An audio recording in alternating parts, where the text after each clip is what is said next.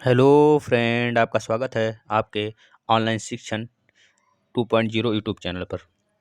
दोस्तों, अगर आप किसी भी एग्ज़ाम्स की तैयारी कर रहे हैं, अगर आप टेट, सुपर टेट, फिर सी टेट, मैक्सिमम अगर टेट वाले बच्चे यहाँ पे हैं और जो रेलवे वाले बच्चे हैं, एसएससी वाले बच्चे हैं, उनके लिए मोस्ट इम्पॉर्टेंट ये सीरीज़ चलाई गई है एक-एक टॉपिक को लेकर, जहाँ से डायरेक्ट क्वेश्चन आने वाले हैं। क्योंकि थ्योरी वाला पोर्शन अगर आपको पढ़ना है तो आप अच्छे तरीके से प्लेलिस्ट में पढ़ा हुआ है, आप थ्योरी वाला भी पढ़ सकते हैं। लेकिन इस तरह के क्वेश्चन अगर आप रिवीजन करते हैं तो आप बेहतरीन तरीके से अपनी तैयारी को सुदृढ़ कर पाएंगे। तो चलिए हम लोग देखते हैं आज के 5वें क्वेश्चन से। इसके पहले वाला क्वेश्चन इसके पहले वाले वीडियो में जा चुका है, आप वहाँ से देख सकते हैं। तो चलिए, मोस्ट इम्पॉर्टेंट वीडियो रहने वाला है। अभी तक अगर आप सब्सक्राइब नहीं किए चैनल को तो सब्सक्राइब कर दें और बेल आइकन को क्लिक कर दें, जिससे कि काफ़ी ज़्यादा जितने भी वीडियोज़ आते हैं इसमें आप को बिल्कुल फ्री मिल सके दोस्तों।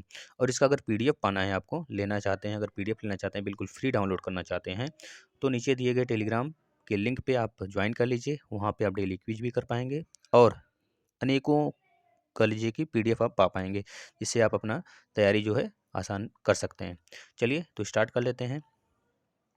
देखिए, इसे पूछा गया है, पृथ्वी अपने अक्ष पर किस दिशा में घूमती है? दोस्तों, पश्चिम से पूर्व। आपको पता है जो हमारा सौरमंडल होता है दोस्तों, सौरमंडल मतलब इंटरनेशनल एस्ट्रोनॉमिकल यूनियन, जिसे हम आईईएयू के नाम से जानते हैं, यह तय करता है ना इस चीज़ को। तो जो दोस्तों होता है यह चीज़, इसमें हमारे पास कितने ग्रह होते हैं तो बताएंगे 8 ग्रह होते हैं। यहाँ पे सन होता है और उनका क्रम जो होता है ग्रहों का, सबसे पहले बुध होता है, बुध, फिर उसके बाद शुक्र होता है, शुक्र, फिर उसके बाद पृथ्वी मतलब अर्थ होता है, फिर उसके बाद मंगल, मंगल होता है बेटा, फिर उसके बाद बृहस्पति होता है, फिर शनि होता है, अरुण होता है, वरुण होता है। तो इन सारे ग्रहों में केवल 2 ग्रह ऐसे होते हैं जो पूरब से पश्चिम की ओर घूमते हैं। पूरब से पश्चिम की ओर केवल 2 ग्रह घूमते हैं बेटा, उसका नाम होता है शुक्र और अरुण। शुक्र और अरुण यानी कि आप ये कह लीजिए वीनस और यूरेनस, यूरेनियम, मतलब कि यूरेनस कह लीजिए। यूरेनस और वीनस, ये 2 ग्रह ऐसे हैं जो कि आपके पूरब से पश्चिम की ओर घूमते हैं। लेकिन अर्थ के बाद, मतलब कि इन दोनों के बाद जितने भी ग्रह बचते हैं, सब के सब पश्चिम से पूरब की ओर घूमते हैं दोस्तों, ना। अर्थ के पास पता है आपके पास, अर्थ के पास केवल एक मून है, जिसे हम मून के नाम से ही जानते हैं, चंदा मामा जिसे हम लोग बुलाते हैं ना।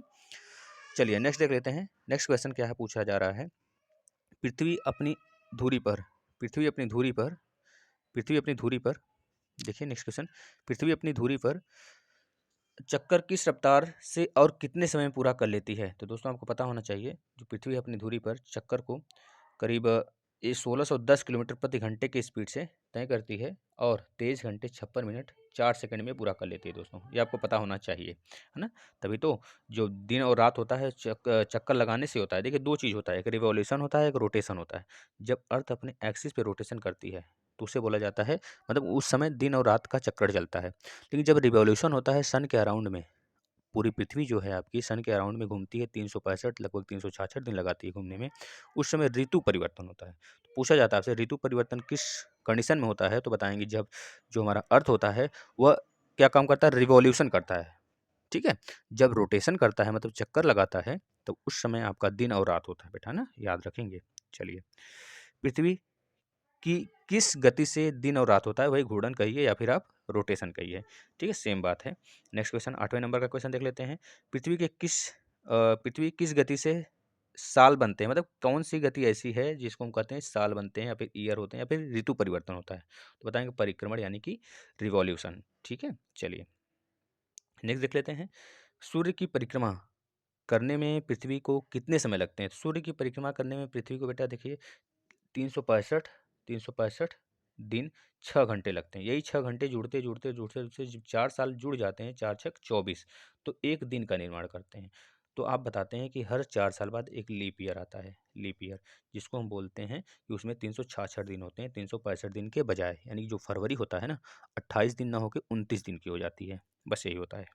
चलिए नेक्स्ट देख लेते हैं, पृथ्वी को सूर्य की एक परिक्रमा करने में लगे वक्त को क्या कहते हैं? तो सौर वर्ष कहते हैं, यानी कि एक सौर वर्ष को हम क्या बोलते हैं कि पृथ्वी जो है सन के अराउंड में एक चक्कर लगा ली। एक सौर मतलब कि 365 दिन, मतलब एक साल कंप्लीट हो चुका है, ठीक है। चलिए नेक्स्ट, प्रत्येक सौर वर्ष या कैलेंडर वर्ष में कितने समय बढ़ जाते हैं। तो वही मतलब कि हर साल आपको पता है 6 साल मतलब 6 घंटे बढ़ते हैं। 6 घंटे जब बढ़ते-बढ़ते हर 4 साल में ये जुड़कर 1 दिन का निर्माण करते हैं। तो उसी को हम बोलते हैं, जो अगला 5वां साल आता है वो लीप ईयर होता है। लीप ईयर का कंडीशन होता है बेटा, जो 4 से कट जाए, जो साल जो है, जो ईयर जो है ना, जैसे 2020 है, अगर 2020 को हम 4 से काटें ना, तो ये 4 से कट जाएगा, 4 पचे 20 कट गया, बस लास्ट वाला अंक अगर 4 से कट जाता है तो उसे हम बोलते हैं लीप ईयर। लीप ईयर बेटा, जैसे कि 2014 देखिए 4 से कट रहा है, नहीं कट रहा है, 2018 भी नहीं कट रहा है, 2012 कट रहा है, 2016 भी कटेगा, 2012 कटेगा, 2016 मतलब कि 2020 से 4 साल अगर पहले जाते हैं तो 4 चौके 16, 16 कट गया 4 से, तो ये भी लीप ईयर हो जाएगा।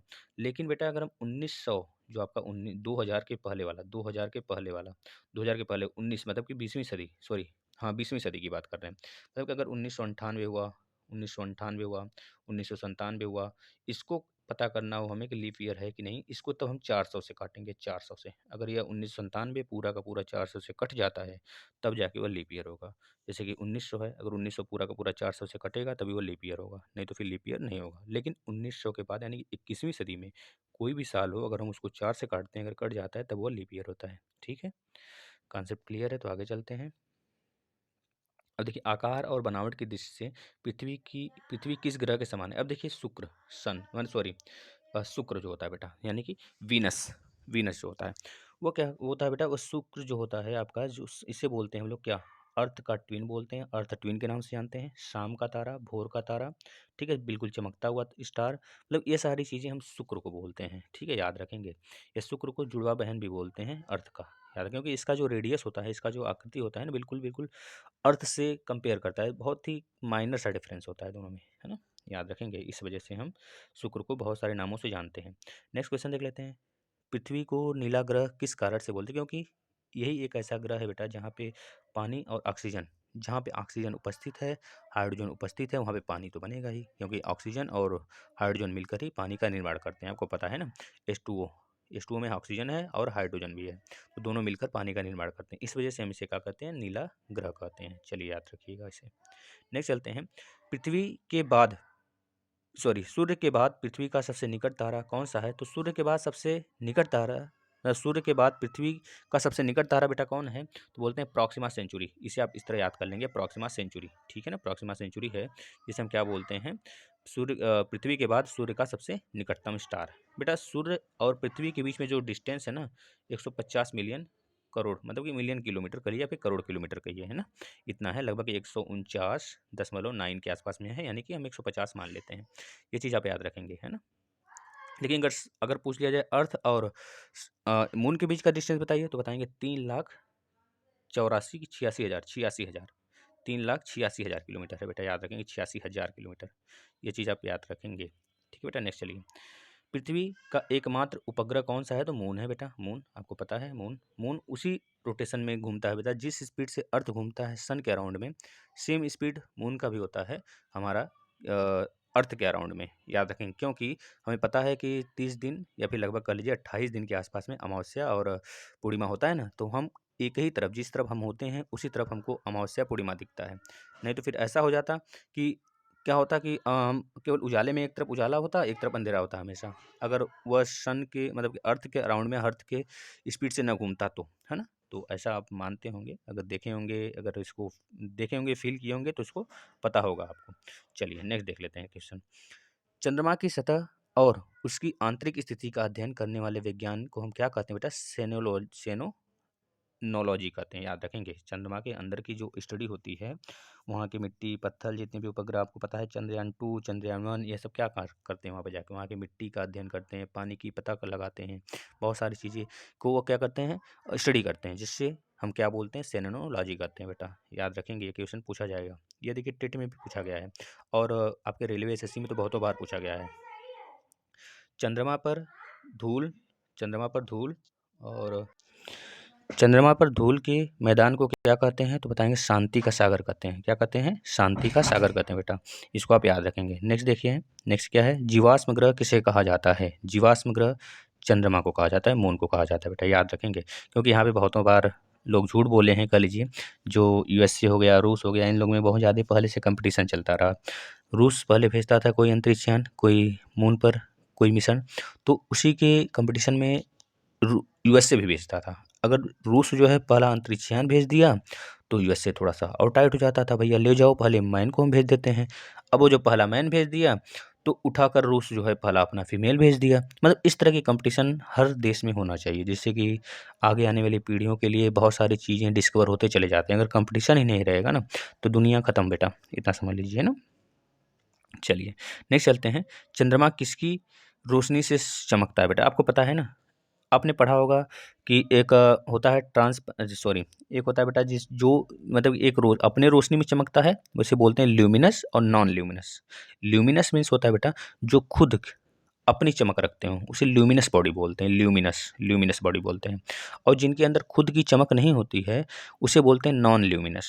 नॉन ल्यूमिनस में जैसे कि हमारे कह लीजिए कि क्लोथ्स हो गए, बुक हो गए और पेन हो गए, जो हमको रोशनी में दिखाई देते हैं। बिना रोशनी के कोई चीज़ अगर हम नहीं देख पाते हैं जिस चीज़ को, उस चीज़ को बोलते हैं हम क्या? Non luminous. और ल्यूमिनस इन द सेंस कि उस बॉडी को ल्यूमिनस बोलते हैं जिसकी खुद की लाइट होती है, खुद की एनर्जी। जैसे बल्ब हो गया, आपका मोमबत्ती हो गया, आपके सूर्य हो गए, ठीक है, चाँद नहीं, स्टार हो गया।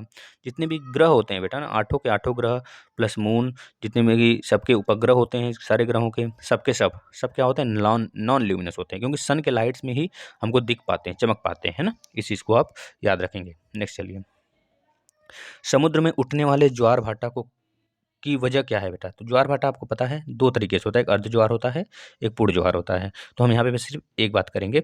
अपेक्षिक सौर एवं चंद्रमा की शक्तियों के अनुपात जब 11:5 होते हैं, मतलब कि समझ रहे हैं 11:5 मतलब समझ रहे हैं, मतलब कि एक सीध में आ जाते हैं बेटा। तीनों के तीनों जब एक सीध में आते हैं तो ज्वार भाटा उत्पन्न होता है, याद रखेंगे ना। चंद्रमा पर पाए जाने वाले चट्टानों में किस धातु की मात्रा सबसे अधिक होती है? तो बता देंगे टाइटेनियम। टाइटेनियम एक कहानी, एक आपने सुना हुआ होगा, एक मूवी भी है, बहुत अच्छी मूवी है बेटा। उसको अगर जो लोग नहीं देखे हैं देखेंगे एक बार, बहुत खतरनाक मूवी है बेटा। जो टाइटेनियम एक जहाज रहती है, आइस से लड़ने के बाद, आइस सेक के लड़ने के बाद बेटा वो डूब जाती है। लगभग 1984-85 के आसपास उसका डिस्कवर होता है। मतलब डूबी रहती है 50-60 साल बाद, मतलब उसका डिस्कवर होता है।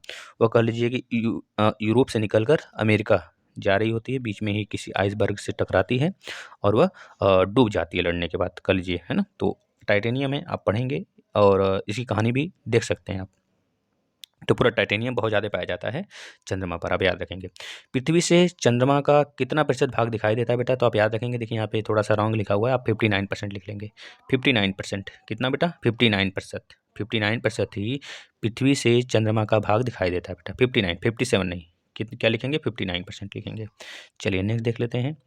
चंद्रमा धरती की परिक्रमा एवं घूर्णन कितने दिनों में कर लेती है? लगभग 28 डेज, यानी कि 27 डेज 8 आवर, आप याद रखेंगे। चलिए नेक्स्ट चलते हैं। चंद्रमा का सबसे ऊंचा पर्वत कौन सा बेटा? तो बता देंगे लिबनिट्स पर्वत है। लिबनिट्स पर्वत करके जाना जाता है, जो कि चंद्रमा का सबसे ऊंचा पर्वत है। लेकिन पूरे विश्व में किस ग्रह पे सबसे ऊंचा पर्वत है? हम बता देते हैं उस ग्रह का नाम, लेकिन आप बताएंगे उसका नाम, मतलब उस पर्वत का नाम बताएंगे। उस ग्रह का नाम बेटा मंगल। उस ग्रह का क्या नाम है? मंगल ग्रह। मंगल ग्रह है जिसपे पूरे विश्व का सबसे ऊंचा पर्वत है, ठीक है ना। इसी जगह सबसे ऊंची आंधी तूफान सब कुछ आता रहता है। नेक्स्ट, चंद्रमा पर सबसे पहले पहुंचने वाला अंतरिक्ष यात्री कौन था बेटा? तो नील आर्मस्ट्रांग बेटा।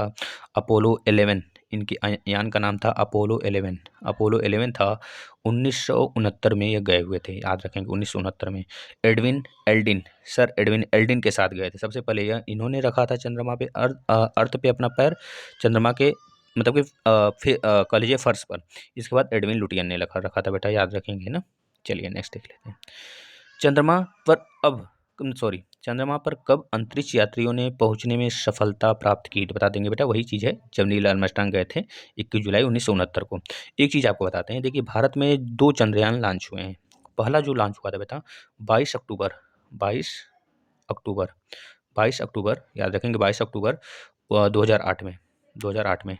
और जो दूसरा लॉन्च हुआ था बेटा, दूसरा लॉन्च हुआ था 22 अगस्त, कितना बेटा? 22 अगस्त 2008 19 को लॉन्च हुआ था, ये चीज़ आप याद रखेंगे। इसके बाद जो तीसरा लॉन्च होने वाला है बेटा, तो वह तो समय निर्धारित किया गया है 2022-21, 2021-22, लेकिन अगर बन गया तब, क्योंकि कोरोना काल में आप देख रहे हैं अर्थव्यवस्था कैसा हो चुका है सारे देश का नेगेटिव में, है ना? तो मुश्किल ही लग रहा है, लेकिन जो समय है, समय सीमा जो निर्धारित किया गया है के सिवान के द्वारा, क्योंकि के सिवान ही अध्यक्ष हैं आपके इसरो के, है ना? तो उन्हीं के द्वारा सारी चीज़ें डिसाइड की जाती हैं। अभी उनका कार्यकाल पूरा होने वाला था, लेकिन 1 साल के लिए बढ़ा दिया गया है के सिवान का, है ना? याद रखेंगे बेटा। चंद्रमा पर पहली बार पहुंचने वाली अंतरिक्ष यात्री किस, देखिए वही चीज़ है, हमने आपको बोला था अपोलो 11 से 1969 में आपके नील आर्मस्ट्रांग गए थे। तो सारी चीज़ें हैं आपको यहाँ पे अवेलेबल हैं पीडीएफ के मामले में, आप पीडीएफ से पढ़ सकते हैं। और देखिए प्रकाश चक्र क्या है? प्रकाश चक्र मतलब समझ रहे हैं? वैसी काल्पनिक रेखा जो पृथ्वी के प्रकाशित और प्रकाशित हिस्सों को बांट देती है, उसे बोलते हैं प्रकाश चक्र बेटा, याद रखेंगे। पृथ्वी के परिभ्रमण की दिशा क्या है? तो वही चीज़ है, देखिए दोबारा रिपीट हो गया, तो पश्चिम से पूरब बता देंगे, तभी तो सन जो है पूरब में निकलता है ना? जिस कक्षा में पृथ्वी सूर्य की परिक्रमा करती है उसे क्या कहते हैं? तो दीर्घवृत्तीय बोलते हैं बेटा, दीर्घवृत्तीय कक्षा बोलते हैं, दीर्घवृत्तीय कक्षा। ऐसे बनता है ना, ऐसे बनता है। एक होता है परवलयाकार कक्षा।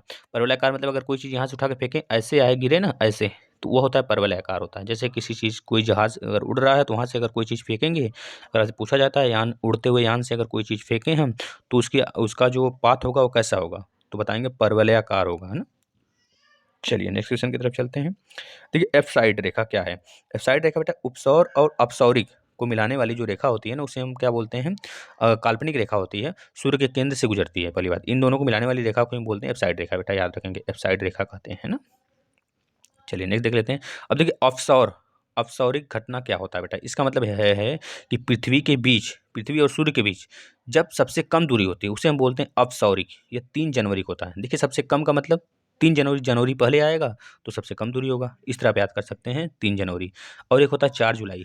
4 जुलाई को ना बेटा सूर्य और चंद्रमा के बीच की दूरी जो होती है सबसे ज़्यादा होती है, सूर्य और पृथ्वी की, चंद्रमा नहीं बेटा, सूर्य और पृथ्वी के बीच की दूरी जब सबसे कम होती है तो 3 जनवरी बोलते हैं, उसे बोला जाता है अपसौरिक, सॉरी उपसौरिक, उपसौरिक, उपसौरिक मतलब सबसे कम दूरी। और अपसौरिक, अभी आगे आएगा, अपसौरिक मतलब 4 जुलाई, जब सबसे अधिक होती है दूरी दोनों के बीच में, पृथ्वी और सूर्य के बीच में, याद रखेंगे, उसे देखिए अपसौरिक बोलते हैं। नेक्स्ट क्वेश्चन 33 नंबर का वही है। अक्षांश क्या है? अक्षांश बेटा ये एक ग्लोब पे काल्पनिक रेखा है, कह लीजिए, है ना? ग्लोब पर काल्पनिक रेखा है जो कि पूरब से पश्चिम को मिलाती है ना? दो अक्षांशों के बीच की दूरी अगर बोलें ये मेरा ग्लोब है, तो यहाँ पे बिल्कुल ऐसे होता है। देखिए 3 अक्षांश के बारे में आप पढ़ते हैं। एक भूमध्य रेखा होता है जो पूरी पृथ्वी को 2 भागों में काट देता है, और एक होता है आपका कर्क रेखा जो कि 23 एंड हाफ भारत के 8 राज्यों से होकर जाता है। 8 राज्यों का नाम बता देते हैं हम, आप नोट कर लीजिए। सबसे पहले गुजरात पड़ता है, फिर राजस्थान पड़ता है, फिर मध्य प्रदेश पड़ता है, फिर छत्तीसगढ़ पड़ता है बेटा। फिर अब झारखंड पे नहीं टिक करेंगे, झारखंड पे नहीं टिक करना है, छत्तीसगढ़ के बाद सीधे आ जाएँगे आप किस पे? पश्चिम बंगाल की तरफ आ जाएँगे। पश्चिम बंगाल के बाद बेटा आ जाएँगे आप त्रिपुरा और मिज़ोरम की तरफ आ जाएँगे। इतने राज्य हैं जो कि जो कि कर्क रेखा होके गुजरती है, 8 राज्य याद रखेंगे बेटा, है ना? नॉर्थ ईस्ट का ज़रूर याद रखेंगे, त्रिपुरा और मिज़ोरम, ठीक है? क्योंकि वही पूछ लिया जाता है आपसे बार-बार। ठीक है बेटा, चलते हैं अब आगे। अब देखिए इसमें ये हो गया कर्क रेखा, ये एक नीचे होता है मकर रेखा जो कि ऑस्ट्रेलिया, देखिए ये तीनों लाइन जो होती हैं वो अफ्रीका कॉन्टिनेंट से होके जाती हैं। केवल और केवल एक लाइन जो होता है वो भारत के भारत के बिल्कुल बीचों बीच से काटता हुआ गुजरता है, जिसको बोलते हैं कर्क रेखा, जो कि यहाँ पे है बेटा, याद रखेंगे ना। चलिए, और हर अक्षांश के बीच में, क्योंकि अक्षांश हमारे पास 179 होते हैं बेटा, 179 होते हैं। हर अक्षांश के बीच की दूरी जो होती है वो कितनी होती है? तो बताएंगे 111 किलोमीटर होता है। कितना होता है? 111 किलोमीटर। लेकिन हर देशांतर, 1 मिनट बेटा गलत बता दिए। देखिए ये सब देशांतर है बेटा, देशांतर है, ये देशांतर, 1 मिनट रुकिएगा, तो ये अक्षांश है बेटा, सही है। अगर लेकिन पूछा जाता है आपसे देशांतर के बीच की दूरी बताइए, तो आप हर देशांतर ऐसे होता है, मतलब आपका लॉन्गिट्यूड होता है, लॉन्गिट्यूड को बोलते हैं देशांतर, और लैटिट्यूड होता है जो लेटा हुआ लाइन होता है ना, उसे बोलते हैं अक्षांश या फिर लैटिट्यूड, याद रखेंगे ना। जो पैरेलल होता है, जो सीधा खड़ा होता है लाइन ऐसे ऐसे, उसे हम बोलते हैं क्या? देशांतर रेखा, है ना? देशांतर रेखा बोलते हैं, या फिर हम बोलते हैं लॉन्गिट्यूड। और हर देशांतर यानी कि हर लॉन्गिट्यूड के बीच की दूरी होती है कितनी? 111.3 होता है, और हर अक्षांश के बीच की दूरी होती है 111 किलोमीटर। ठीक है ना? बातें, दोनों बातें आप याद रखेंगे। ठीक है, नेक्स्ट देखिए, किस रेखा को शून्य अंश की स्थिति माना जाता है? तो विषुवत रेखा, विषुवत रेखा को बेटा शून्य अंश की स्थिति माना जाता है। विषुवत मतलब कि वही आपका जो भूमध्य रेखा होता है, ये इक्वेटर, इक्वेटर को शून्य अंश, क्योंकि यहाँ पे कोई डिग्री उग्री नहीं होती है। ये बिल्कुल इधर भी 90 रेखा होता है, इधर भी 90 रेखा होता है बेटा, 90 90 180, अगर इसको जोड़ लेंगे तो 100 मतलब 90 180 हो गया, इसको जोड़ ली बेटा तो 181 हो जाता है, लेकिन टोटल लाइन कितनी होती है, एक इसको माइनस करेंगे तो 180 लाइन होती हैं, आपको पता होना चाहिए, है ना। अब देशांतर क्या है, वही चीज़ है देशांतर, जो ग्लोब पे एक तरफ से, आपको पता, आप पढ़े होंगे GMT, GMT, GMT, Greenwich meridian time, मतलब कि लंदन में एक जगह है ग्रीनविच मेरिडियन टाइम, वहीं से सारे देशों का जो टाइमिंग होता है वो निर्धारण किया जाता है। ग्रीनविच मेरिडियन टाइम से एक लाइन जाता है, एक उस लाइन से भारत के नैनी मतलब कि इलाहाबाद में नैनी है, वहाँ से भारत का 82.5 यह लाइन गुजरती है देशांतर वाली, यह गुजरती है। इन दोनों के बीच की दूरी होती है बेटा, टाइम का जो डिफरेंस होता है वो कितना होता है, 5.5 घंटे। तो आपसे पूछ लिया जाता है भारत और कह लीजिए ग्रीनविच मेरिडियन टाइम के बीच कितना डिफरेंस होता है, तो 5.5 घंटे आप बताएंगे, ठीक है ना। चलिए नेक्स्ट चलते हैं। ये पता होगा देशांतर क्या है, मतलब कि खड़ी पाई होती है, जो उसे एक काल्पनिक रेखा होती है ग्लोब पर, खड़ी पाई होती है, जो कि उत्तर से दक्षिण को मिलाती है ना, याद रखेंगे। और जो हमारा अक्षांश रेखा था बेटा, वह हमारा पूर्व से पश्चिम को मिलाता था, याद रखेंगे। किसी स्थान का समय ज्ञात किन रेखाओं के आधार पर किया जाता है, तो देशांतर के, अभी हमने बताया आपको ना, जो देशांतर रेखा होती है ग्रीनविच, यह देशांतर लाइन है, ग्लोब पे पूरे देशांतर लाइन होती है। तो एक ग्रीनविच मेरिडियन टाइम होता है और एक आईएसटी होता है, मतलब इंडियन स्टैंडर्ड टाइम होता है। बेटा यहाँ से दोनों के बीच का डिस्टेंस जो होता है लगभग 5.5 घंटे होते हैं। तो ये पूछा जाता है आपसे, आप बता सकते हैं, क्योंकि यह टाइम निर्धारण करने के लिए ही होता है देशांतर लाइन, ठीक है। वैसे दिखते नहीं है सब, ना ही हम इसे टच कर पाते हैं, ये एक तरह से मानक है बेटा, हर देश का एक मानक है, जो कि कह लीजिए ग्लोब पे घूमना हुआ या फिर कहीं जाना हुआ आपको, जैसे आप कह लीजिए कि जो आप अपना मैप खोलते हैं ना, गूगल मैप, तो यही सब के कारण आपको पता चल पाता, नहीं तो नहीं पता चल पाता, है ना। अब देखिए, दो देशांतर रेखाओं के बीच की दूरी को क्या कहते हैं, गोरे कहते हैं बेटा, इसको याद रखेंगे, मोस्ट इंपॉर्टेंट है। दो देशांतर रेखाओं के बीच की दूरी को हम क्या कहते हैं बेटा, गोरे कहते हैं, गोरे, याद रखेंगे गोरे। और जो दो देशांतर होते हैं उनके बीच की मैक्सिमम दूरी मतलब मैक्सिमम दूरी कहाँ पे होती है, तो बताएंगे कि बिल्कुल सेंटर में होती है, ऐसे ये मैक्सिमम दूरी होगी दोनों के बीच में बेटा, मैक्सिमम दूरी हो जाती है। और इसी मैक्सिमम दूरी कितनी होती है, मैक्सिमम दूरी 111.3 हम बताए थे ना आपको, और दो अक्षांश के बीच में मैक्सिमम दूरी कितनी होती है, तो 111 किलोमीटर, याद रखेंगे, ठीक है। सूर्य ग्रहण क्या होता है, सूर्य ग्रहण क्या होता है बताइए, सूर्य ग्रहण क्या होता है, सूर्य ग्रहण के समय बताया क्या होता है ना। देखिए, ये आपका सन हो गया, ये आपका मून हो गया, ये आपका अर्थ हो गया। अब मून जब बीच में आ जाता है तो सूर्य ग्रहण होता है, लेकिन जब अर्थ बीच में आ जाता है ना, तो उस समय होता है चंद्र ग्रहण, आप याद रखेंगे बेटा। चलिए, पूर्ण सूर्य ग्रहण किस दिन होता है, तो अमावस्या के दिन होता है, तो किसी को नहीं पता है, मतलब कि किसको नहीं पता है, सबको पता है ये चीज़। अब चंद्र ग्रहण क्या होता है, बताया तो चंद्र ग्रहण, सूर्य और चंद्रमा के बीच में जब पृथ्वी आ जाती है, तो उस समय क्या होता है, हमारा चंद्रमा जो है बेटा ढक जाता है, चंद्रमा ढक जाता है, यानी कि चंद्रमा पे सूर्य का लाइट नहीं जा पाता है। तो जब नहीं जा पाता है तो उस समय हम बोलते हैं मून क्लिप्स बोलते हैं, कह लीजिए मून एक्लिप्स बोलते हैं। और सोलर एक्लिप्स कब होता है, तो उस समय क्या होता है, चंद्रमा बीच में आ जाता है। ये बातें आपको क्लियर होना चाहिए। चलिए नेक्स्ट चलते हैं। और देखिए, पूर्ण चंद्र ग्रहण कब होता है, तो बता देंगे पूर्णिमा की रात के दिन होता है बेटा, याद रखेंगे ना। चलिए नेक्स्ट, समय का निर्धारण कैसे किया जाता है, तो बस वही चीज़ है, हम आपको बताया ना, देशांतर वाली लाइन, देशांतर। देखिए, इसको थोड़ा सा स्क्रीन छोटा करते हैं, जिससे आपको पूरी तरीके से दिख पाए ये चीज़। हाँ, चलिए, तो अब देखिए, जो होता है बेटा, आपका जो समय निर्धारण होता है, जैसे कि हमने आपको बताया देशांतर लाइन होती है जीएमटी, जीएमटी, ये मान लीजिए लंदन है, लंदन में एक जगह है, लंदन मतलब कि वही यूके में एक जगह है बेटा, लंदन में के अंदर भी एक जगह है जिसका नाम है, हम जीएमटी बोलते हैं, ग्रीनविच मेरिडियन टाइम। ग्रीनविच एक जगह है जो कि लंदन के अंतर्गत है। वहाँ पे एक लाइन है, मतलब काल्पनिक लाइन है देशांतर, और एक भारत में भी लाइन है। भारत में क्या है, आईएसटी, मतलब इंडियन स्टैंडर्ड टाइम बेटा। इन दोनों के बीच का जो डिस्टेंस होता है ना, 5.5 घंटे होता है, 5.5 घंटे। हर एक अक्षांश, मतलब सॉरी, हर एक देशांतर के बीच का जो डिस्टेंस होता है वह 1 डिग्री के बराबर, 1 डिग्री बराबर 15 मिनट होता है। 1 डिग्री बराबर 15 मिनट होता है बेटा, सॉरी, 1 डिग्री बराबर 4 मिनट होता है, 4 मिनट बेटा। 1 डिग्री बराबर कितना होता है, 4 मिनट बराबर होता है। अब हर अक्षांश के बीच की दूरी कितनी होती है, तो बताएंगे 15 डिग्री के बराबर होता है। तो 15 × 4 = 60, मतलब कि दो अक्षांश लाइन के बीच की दूरी कितनी हो गई, 60 घंटे, मतलब 1 घंटे के बराबर हो गया। याद रखेंगे बेटा ना, ये चीज़ें आपको पता होना चाहिए वैसे। चलिए नेक्स्ट चलते हैं। ये बस यही था, इसमें समय निर्धारण कैसे करते हैं, अब इसको पूरा पढ़ लेंगे, आपको पता चल जाएगा। देखिए, यहाँ पे लिखा हुआ है ना, एक देशांतर का अंतर जो होता है 4 मिनट के बराबर होता है ना, ये चीज़ लिखा हुआ है, अब इसे पढ़ लेंगे। कभी बोलेंगे तो इसका फुल वीडियो बना देंगे, पूरा समझा देंगे आपको अच्छे से। अब एक अंतर्राष्ट्रीय तिथि रेखा क्या होता है बेटा, अंतर्राष्ट्रीय जो तिथि रेखा होता है बेटा, 180 डिग्री देशांतर होता है बेटा। ये 4 जगह मुड़ा हुआ है, ये पता है कहाँ से जाता है, जो इधर कैलिफोर्निया है आपका ना, रूस वाला पार्ट, जो अब अमेरिका के हाथ में चला गया, कैलिफोर्निया हो गया, और ये इधर रूस है, तो इन दोनों के बीच में जाता है बेटा आपकी 180 डिग्री देशांतर रेखा, याद रखेंगे, ये तिथि रेखा होता है, टाइम रेखा नहीं। टाइम रेखा तो लंदन से होके जाती है, लेकिन तिथि रेखा होता है जो समय बताने वाली होती है, तिथि रेखा वो कहाँ से होके जाता है, जो डेट बताने वाला होता है वो आपका जाता है बेटा जिब्राल्टर बोल रहे हैं, देखिए चुक्सी सी, ये चुक्सी सी ये चीज़ें चुक्सी सी बेटा, है ना। ये आपका कह लीजिए कि पैसिफिक सागर वगैरह से होके जाती है।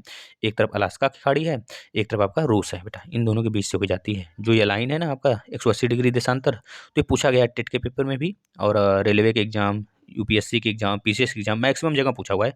ये कितनी जगह मुड़ा हुआ है, तो बताएंगे 4 जगह मुड़ा हुआ है। क्यों मुड़ा गया है, क्योंकि उसमें हम लोग सही निर्धारण कर सकें कि कौन सा देश किस तरफ है बेटा, है ना। उसका सही संयोजन करने के लिए उसको मोड़ दिया गया है। तो बेटा इतना ही क्वेश्चन है क्या, 1 मिनट देख लेते हैं। बस इतना ही क्वेश्चन है बेटा। आप इसको अच्छे तरीके से पढ़ लेंगे और रिवीजन भी कर लेंगे। Revision is the most part of students life बेटा।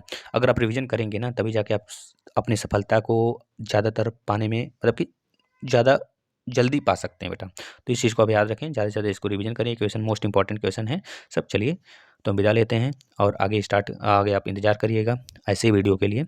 अभी तक अगर आपने सब्सक्राइब नहीं किया बेटा, सब्सक्राइब कर दीजिए। एक काम करिए बस, आप इस वीडियो का आप हर जगह अपना स्टेटस बना दीजिए, जिससे कि बहुत सारे बच्चे जान सकें कि यहाँ पे भी क्लासेस चलते हैं बिल्कुल फ्री, जिससे कि वो भी अपनी तैयारी कर सकें, वो भी नौकरी जॉब अपने माँ बाप को खुश कर सकें। धन्यवाद बेटा।